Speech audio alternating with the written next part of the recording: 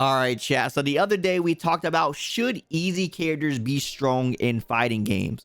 And a lot of you had your own opinions about it. Some even went as far as saying that the stronger character or slightly stronger character should be the harder characters to reward the execution and stuff like that. But what I want to talk about today actually is developing off that conversation, because I've always been one to root for the equality of balance, right? A lot of developers are trying to find the perfect balance, which would never happen inside of a fighting game, but it is the ideal situation to have all characters viable within a game to where everyone has a chance to win. You know, okay, if I pick this character, I can win as long as I put in the work, right? That is the best feeling when games have that feeling for them. But what I don't like is when people say, oh, it's okay for this strong character to be as good or as BS as they are because they're hard to play. I want to take you guys back to a time so we can talk about that statement. All right, chat. So I'm pretty sure, or I hope a lot of you know this legendary set for Evo BBCF, Fenrich versus Ryose, right? So a lot of the stadium was here. Very good set. If you haven't seen it, go watch it. Over here, a lot of people were rooting for Fenrich, you know, yay, Jin good, boo, Carl, oppressiveness bad, right? So even if you didn't know anything about BlazBlue, you could just watch this and be like, oh, this character looks bullshit compared to what Jin is doing.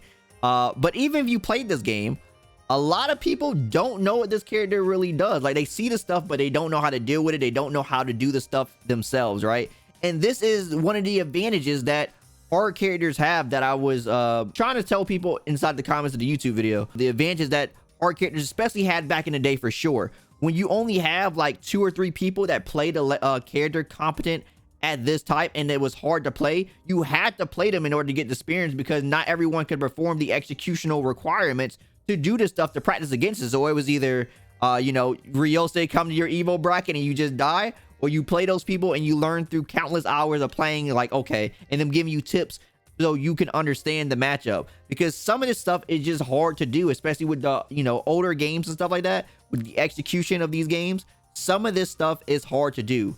So how do you deal with the hardest matchups in fighting games? And the main topic I really want to talk about today is mechanics, or things that I want to be in every fighting game universally, so people can better deal with these type of things. Now, this may almost sound like a bit of a lazy fighting game thing, but I feel like tools like this will help more players understand what's happening if people are willing to utilize the tools that's there. And I feel like these are some of the best tools inside of any fighting game that I've seen. So our good buddy Sajam here made a video on this a while back, and there's not really much footage on this, so I got to use a little bit of Sajam here. Shout out to Sajam.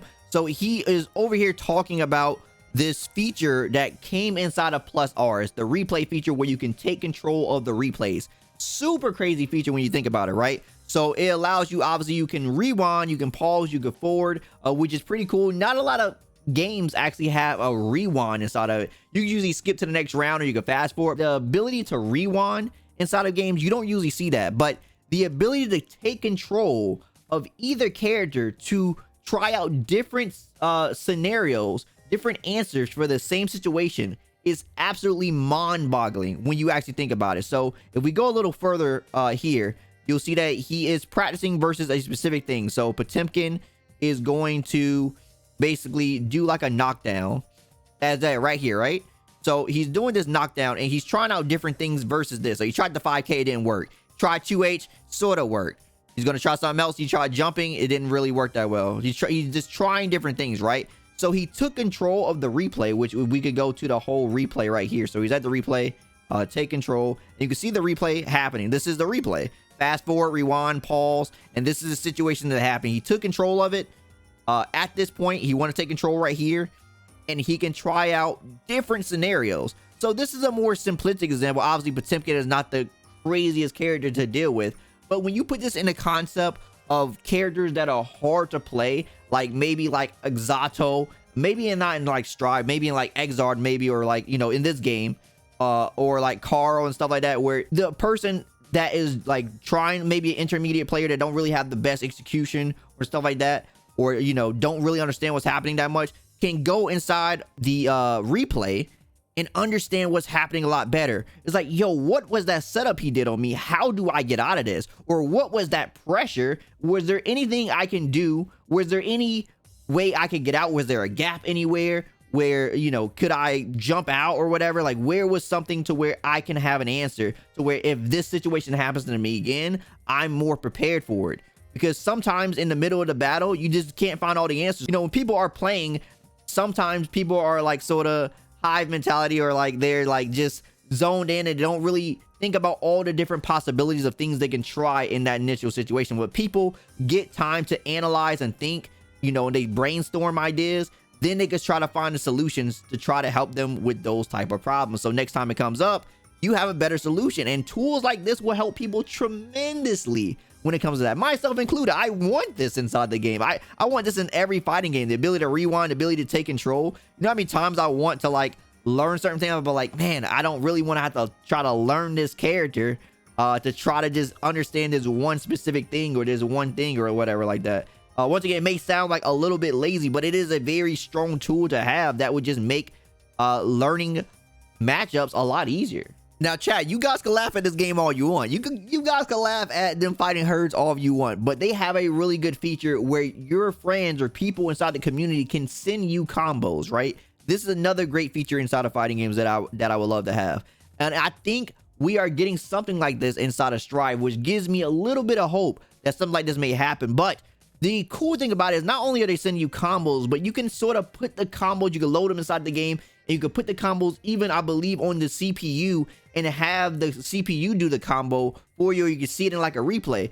So sort of like they're sending you a combo, but then also they could sort of, because it could go to the CPU or the, you know, the other side, they could sort of send you almost like a block string, right? So you can practice almost with the combo thing where you load the files, and you see they're loading the file. So they put the file in literally on their computer, and then they load the combo right here. So you can practice like block strings and combos that people send you and like see it inside the game. Put a block string on the other side, and then the dummy can do it, or you can actually practice combos. Now remember, Strive is getting a combo maker, which they already talked about inside their roadmap. So if we go back here, they talk about it a little bit. They say the first one's combo maker. You'll be able to see upload combos and play, and such as pull off their own. So you'll be able to see players be able to upload their combos and such that they pulled off on their own, which other players can then download and attempt to complete the combo. So this is cool that they're doing this. I would love to see, once again, hopefully, it's probably won't work like this, but if you review or replay the actual combo that's happening, I would love to see that happen too. Another feature, along with the plus R thing that we've been seeing, that I always been saying, and I think the plus R feature is just as well, is I would love the ability, right, to take like almost like screen capture the inputs, because games are constantly reading the inputs.